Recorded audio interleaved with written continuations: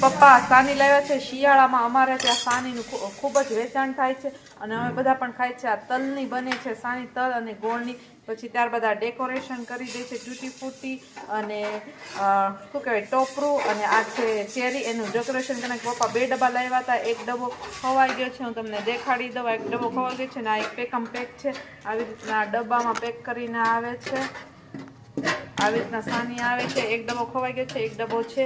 અને આ સિંગ લાવ્યા છે. આવી ઝીણી એવી સિંગ પણ હવે અમારા ત્યાં આવવા મળી. પહેલાં ન મળતી, હવે આવી સિંગ પણ મળવા મળે છે.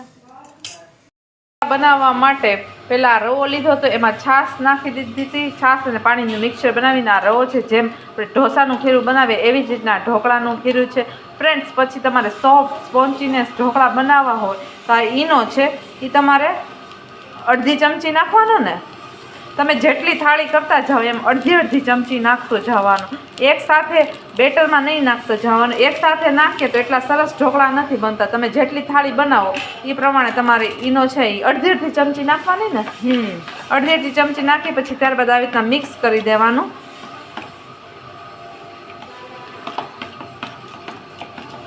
પછી બબલ્સ થવા મળશે અને કદાચ તમને એમ થાય કે ઓછું લાગે છે ઈનો તો સેજ તમારે વધારે નાખવાનું.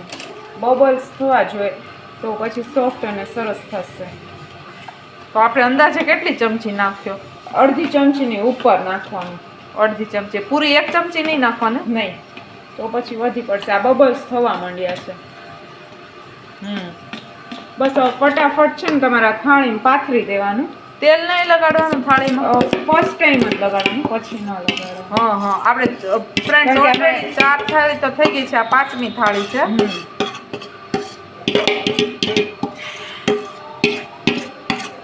બબલ્સ ખાવા જોઈએ, મોટી શરત ઈ છે. એટલે તમારે જાળીવાળા સોફ્ટ અને સરસ બને એમ. ઘણીવાર એમ થાય છે કે નથી સોફ્ટ ને સારા બનતા, તો તમે આવી રીતના ઇન્સ્ટન્ટ ઈનો નાખો.